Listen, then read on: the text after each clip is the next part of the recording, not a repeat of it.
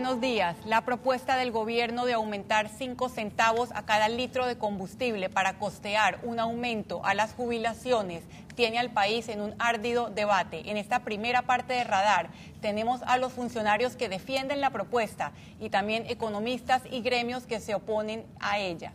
Sin embargo, en la segunda parte de Radar no dejamos por fuera el futuro jurídico de Ricardo Martinelli. Bienvenidos. Gracias por acompañarnos esta mañana del domingo. Nos acompaña Ernesto Bazán, economista y de APEDE. Gracias por la invitación. El viceministro Iván Zarac, que nos ha acompañado en otras ocasiones. Cómo no, muchas gracias. Pero el gobierno también está representado por Temístocles Díaz, asesor del Ministerio de Salud. Gracias, ministro consejero. Ministro consejero. Gracias. El doctor Rubén López, que es asesor del director de la Caja del Seguro Social. Exacto. Y la Fundación Libertad está hoy representada por Alfonso Grimaldo. Y el doctor Ritter, como todos los domingos, ayudándonos con el análisis. Empiezo con usted, viceministro. Esta propuesta, yo me imagino que ustedes esperaban la recibiera la opinión pública de otra forma, porque el veredicto ha sido unánime. La gente se opone no al aumento a los jubilados, sino a que cobren un nuevo impuesto, aunque ustedes no han querido llamarle impuesto, pero es un impuesto a la gasolina.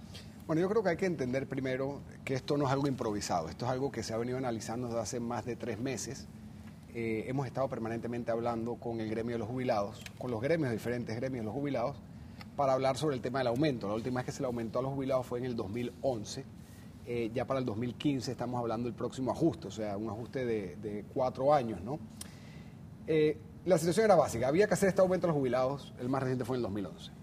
¿Cuál es la complicación? Que la Caja del Seguro Social no puede afrontar esto. La Caja del Seguro Social tiene un problema enorme, deficitario en términos de su parte actuarial de reservas, ¿no? Y aparte que no puede enfrentarlo, aparte de financieramente tampoco legalmente, porque la Ley 51 prohíbe que la Caja del Seguro Social afronte los aumentos que así dictamine el gobierno central. Entonces ahora la pregunta era ¿cómo hacemos esto, no? O sea, si no lo puede cubrir la Caja del Seguro Social, si no queremos más déficit fiscal, si no podemos en un corto plazo modificar todo el esquema de la Caja del Seguro Social, en un corto plazo no podemos agarrar y modificar las cuotas ni aumentar la jubilación, es un tema que hay que hacer una mesa de consenso y que nos va a tomar bastante tiempo, ¿no? Si no podemos hacer eso, y no podemos eliminar subsidios tampoco, porque seamos claros, el 40% de los subsidios que tiene el gobierno central son subsidios a la Caja del Seguro Social, ¿no? Acabamos de reducir un subsidio en alrededor de $100 millones, que fue el subsidio energético, y ya vimos que como causa de esa reducción del subsidio energético, la reacción que generó. Entonces, ¿qué nos quedaba en la palestra? Bueno, efectivamente, había impuesto que sea a los casinos, impuesto a las cervezas, impuesto al tabaco. Todos los estudiamos, todos y cada uno de ellos. Y te puedo ir uno por uno diciendo cuáles son las limitantes en cada uno. Hay un principio económico que se llama la curva de Laffer, aquí hay economistas que no me van a dejar mentir, que básicamente hay un nivel por encima del cual tú no puedes subir el impuesto, porque generas o que no se consuma ese bien y se busca un sustituto, o se genera contrabando. Un efecto que estamos viendo hoy por hoy, que fue una muy buena idea, que fue subirle considerablemente el impuesto al tabaco, que se hizo hace unos 4 o 5 años, lo que ha generado es 2 cosas. En efecto, se está consumiendo menos tabaco, que es buenísimo, pero a la vez lo que se está generando es que el 75% del tabaco que se consume en Panamá es de contrabando.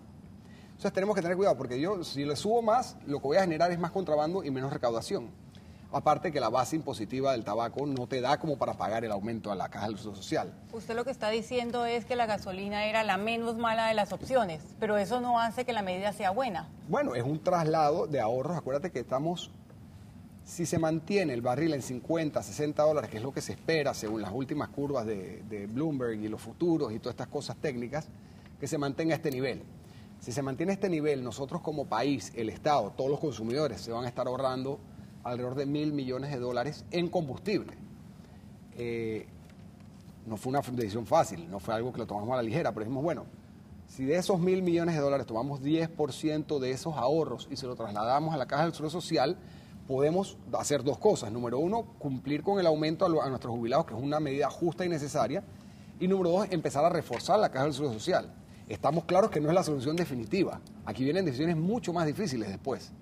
Pero no podíamos tan simplemente cruzarnos de manos, dejar a los jubilados sin aumento y esperar por 3 años mientras nos sentamos todos en una mesa a discutir realmente cómo podemos reformar una caja del Seguro Social que tiene en su programa de invalidez, vejez y muerte, tiene vida hasta el 2024, que esto es crítico. Esto va a tomar 2 o 3 años, no podemos sentarnos de manos y decirle a los jubilados, simplemente vas a tener que vivir con tu pensión actual por 3 años más, cuando pues históricamente cada 4 años se le hace su aumento a los jubilados. Este aumento, este traslado, seamos claros, no hay plata para el gobierno central. Yo no me voy a emplanillar a más personas, ni voy a estar haciendo otros proyectos. Esto va, 100% de esto corre de la recaudación hacia el programa de invalidez, vejez y muerte, que le va a dar un poco de respiro. No lo va a solucionar, pero es algo. No podemos tan simplemente decir que porque una medida no soluciona todo el problema, debemos ignorarla, porque así no vamos a llegar a ningún lado. O sea, así no haríamos ni un puente vial en la ciudad, porque no hay un puente vial que está solucionando todo el problema de tránsito.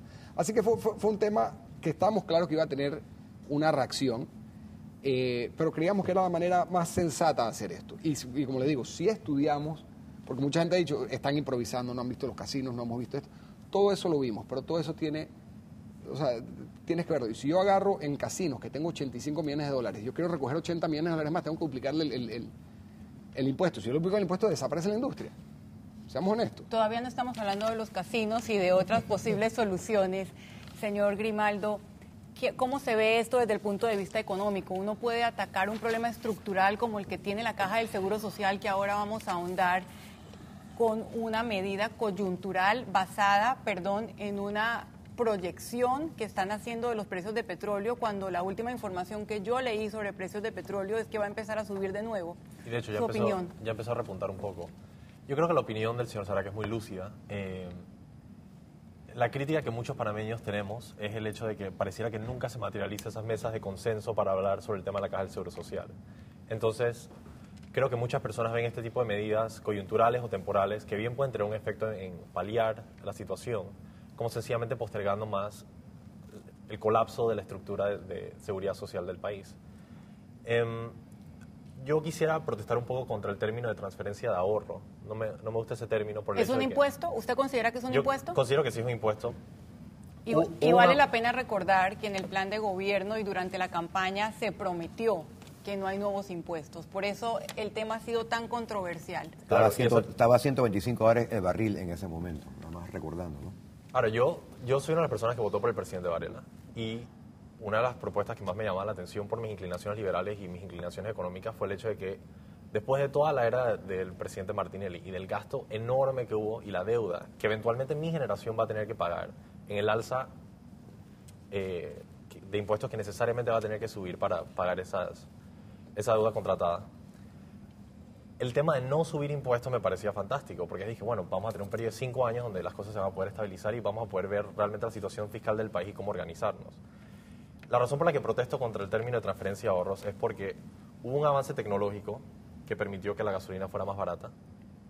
Yo como panameño, como joven, en carnavales ahora que vienen, por cierto, me voy a beneficiar de eso como ciudadano libre de un país que se llama internacional y se llama apegado a los mercados internacionales. El ahorro es del ciudadano.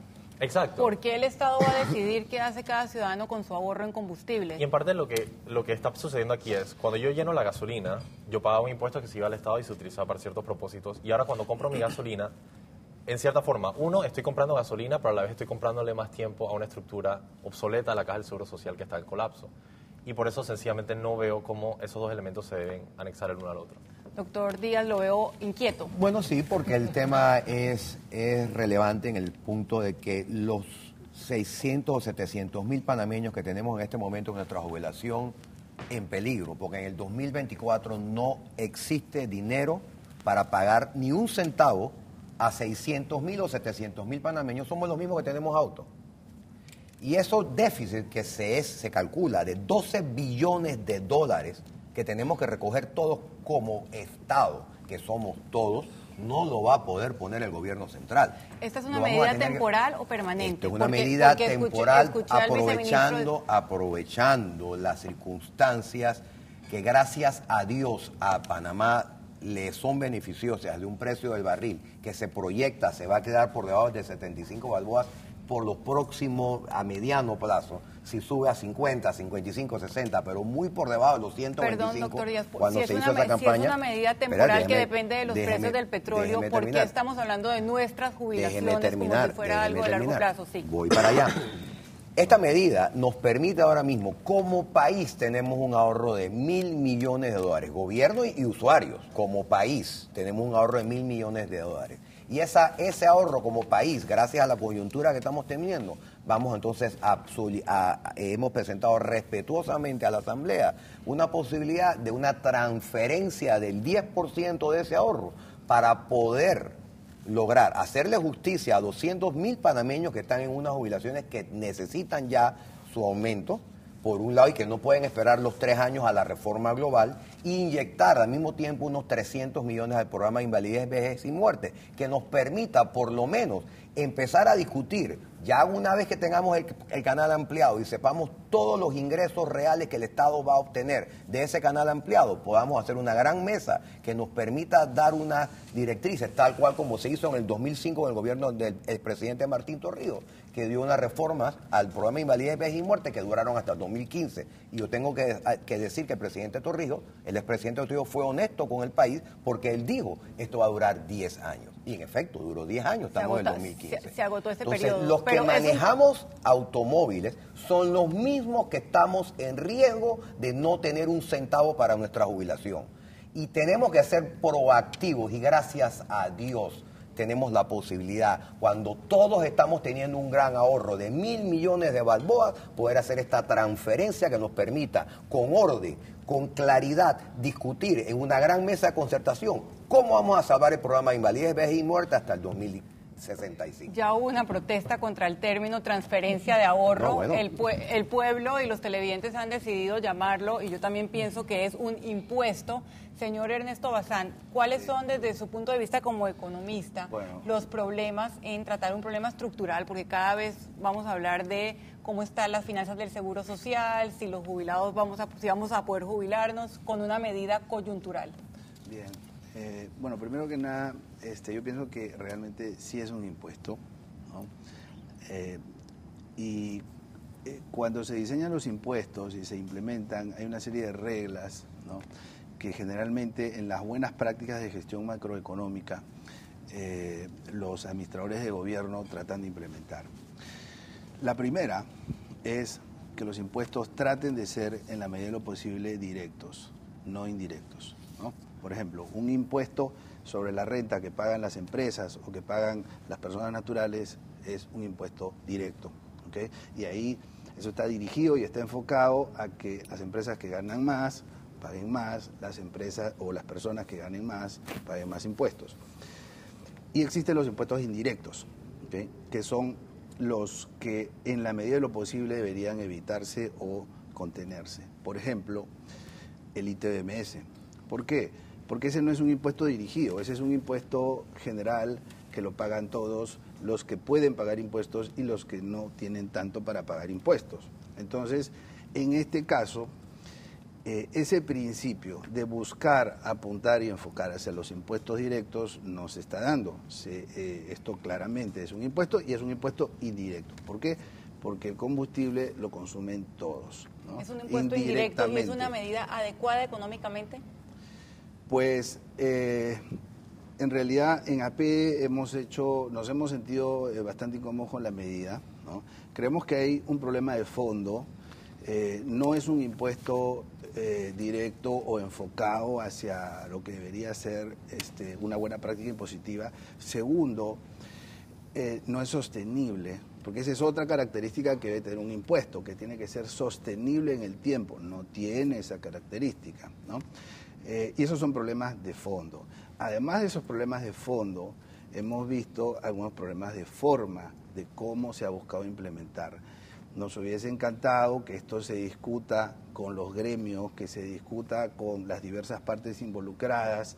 Estoy seguro, como lo ha dicho el viceministro Sara, que en el MEF han hecho su análisis y le han dedicado muchas horas a eso, pero pienso que una buena práctica de gobierno es compartir con la sociedad civil para recibir retroalimentaciones, ¿no?